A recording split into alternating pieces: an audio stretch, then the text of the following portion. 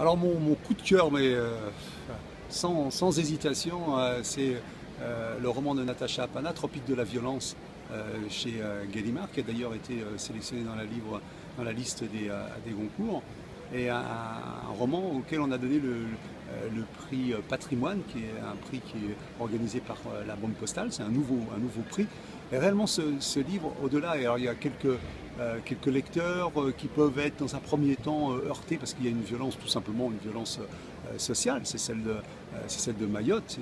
Mayotte est un département français très très loin, j'allais dire, de l'actualité, alors qu'il s'y passe des choses très importantes parce qu'il y a un flux migratoire incroyable. Mayotte est la première maternité de France, donc il y a une violence qui a des origines.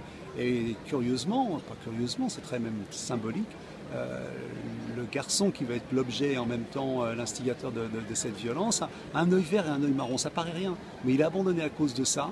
Et il va y avoir un crescendo de violence qui va avoir pour raison cet œil vert et cet œil marron, parce qu'on est dans un monde complètement acculturé, un monde de superstition, un monde de coutumes, où les gens, j'allais dire différents, sont des gens à abattre, des gens qui font peur.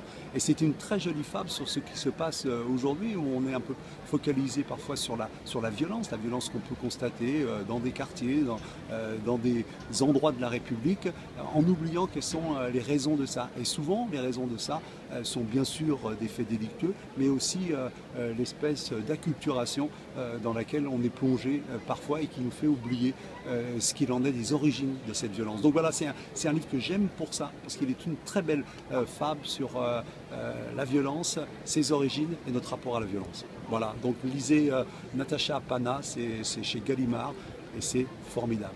Tropique de la violence.